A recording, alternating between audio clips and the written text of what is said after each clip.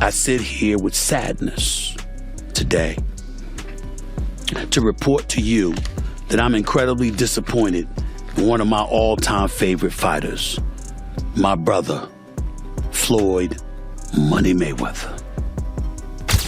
Everybody doesn't deserve to be in your space. I know you like to make money.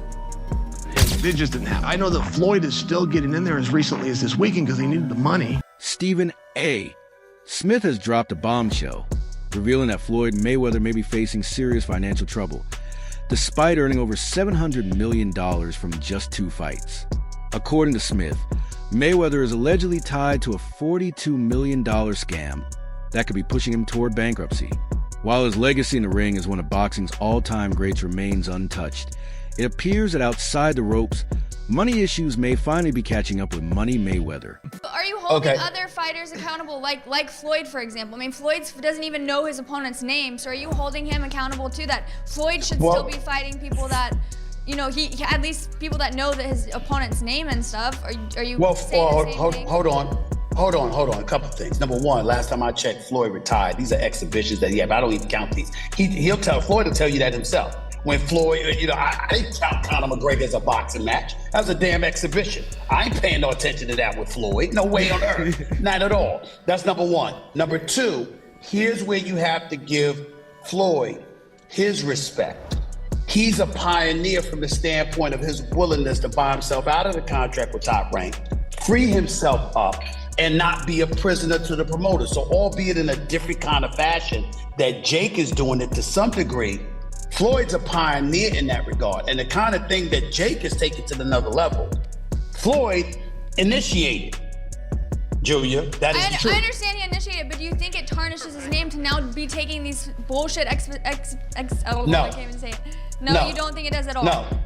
Here's the reason why. He's retired, number one. Number two, he had already proved himself as a world champion, made a whole boatload of money, got $700 million in 2 fights, for crying out loud. He did all of that stuff. Then he retired, and he's announced that essentially these are exhibitions. He's just having fun with it because he's getting old. He's 45 years old now, and he did what he came to do. That's entirely different than a 25-year-old on the come up, knocking people out, okay? I mean, that's entirely different ballgame, dude. It's not the same. StephenASmith has seen Floyd Mayweather's extravagant lifestyle up close, from his sprawling mansion and fleet of luxury cars to his private jet. Having witnessed the results of Mayweather's hard work and discipline firsthand, Smith is well aware of the financial empire the boxing legend has built. His close exposure to Floyd's world offers him a unique perspective on Mayweather's business acumen and money management, making any claims of financial trouble all the more surprising given the empire he's seen with his own eyes. What's your definition of toy? Well, private jet, Enzo, Bugatti. Let's walk over here. I'll show you a couple of toys. They call this the $1 million garage. I know we're on television, Floyd, but I think it's necessary for me to say, damn. Well, we are on ESPN. This is sports cars. This is sports network. This car costs $3.2 million. This Bugatti right here costs $1.6 million. You ain't seen these toys? I haven't seen these? No. What? Floyd, this is 7 cars, man. Silver, platinum, Miami, black LA, white Vegas. Yeah, in New York, I got my drivers.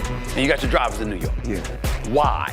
Talk to me about why you make the decision to drive different colored cars in respective cities. Spoiled brat. Oh, just being a brat? Just being a brat. The 7 cars that you showed me are in excess of 15 to $20 million. Let me see what's the number. We go 3.1. And you don't drive them.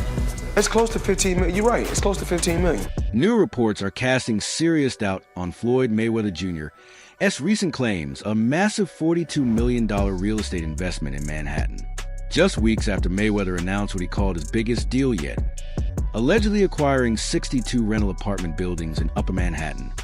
*** Business Insider *** has reported that no such transaction appears to have taken place. Mayweather recently shared a video on Instagram, confidently stating that he had purchased 6 apartment buildings, claiming full ownership with no partners involved. But according to Business Insider, public records show the ownership of the buildings remains unchanged, and none of them belong to Mayweather. The contradiction has left many questioning the motive behind such a bold and seemingly false claim. Why would Mayweather misrepresent such a high-profile financial move? Ever. All right. Now, Floyd Mayweather Jr., there's a story circulating that Business Insider did talking about this $400 million property deal that he had been discussing here in New York City. But now, according to Business Insider, it's not what you think it is. They said there's no evidence there's been a sale of these properties, and it's 62 rental apartment buildings in Upper Manhattan. Here is what Floyd Mayweather had said at the time on a video that he posted on his Instagram.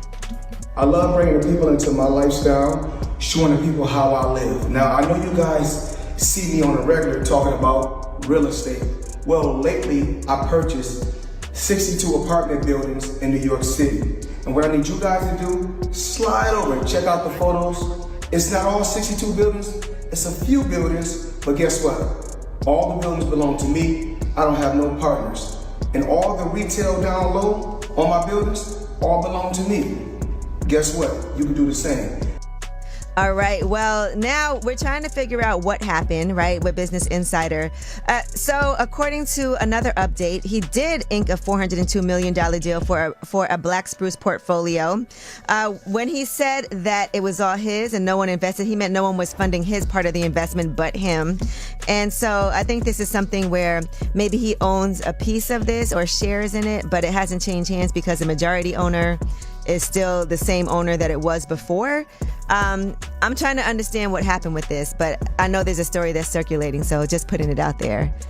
Whew, it's a tough one. I'm trying to understand as a real estate person myself what exactly he is communicating when he's saying that he owns this, because they're trying to make it seem like he doesn't, but what it seems like is that he owns shares. Floyd Mayweather Jr. is widely regarded as the highest paid boxer in history, a status earned not only through his unparalleled talent in the ring, but also his masterful self-promotion. After retiring from professional boxing in 2017, Mayweather left behind a legacy of flawless performances and record-breaking earnings. Even in retirement, he maintained a high-profile lifestyle, purchasing lavish mansions in Los Angeles and indulging in a collection of luxury items that showcase his immense wealth. However, despite his financial success, reports have surfaced suggesting that Mayweather has faced serious financial hurdles. One of the most significant issues was a reported $22.2 million debt to the IRS, a liability that reportedly played a key role in his decision to return to the ring for lucrative exhibition bouts. While his legacy as a boxing icon remains intact, his post-retirement financial dealings have raised eyebrows and sparked fresh scrutiny. Floyd Money Mayweather up until recently didn't have any money, so Floyd is the highest earning athlete in his career, making over $1.1 billion. And after making a killing, he ended up retiring in 2017. However, he dug himself into a hole after making super lavish purchases like this LA mansion. It was so bad that he actually owed $22.2 million to the IRS, which made him have to come out of retirement to pay that back. Like and follow for more. Mayweather's return to the ring wasn't purely driven by a love for boxing. It was also fueled by financial necessity. Faced with mounting debts and an increasingly extravagant lifestyle, he agreed to an exhibition match against YouTuber Logan Paul in a bid to generate quick income. However, controversy followed the event. After the fight, Logan Paul publicly accused Mayweather of failing to pay him the agreed-upon $3 million for the bout.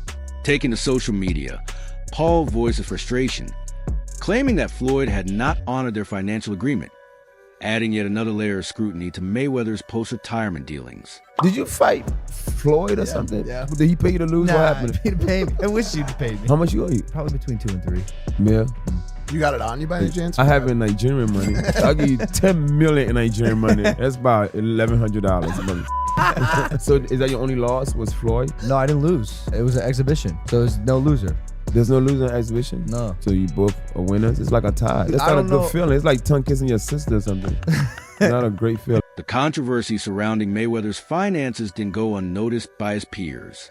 Boxing legend Oscar de la Hoya, a longtime critic of Mayweather, seized a chance to publicly call him out with a lighthearted yet pointed remark. De la Hoya laughed at Mayweather's ongoing participation in exhibition matches, suggesting it was time for the former champion to finally step away for good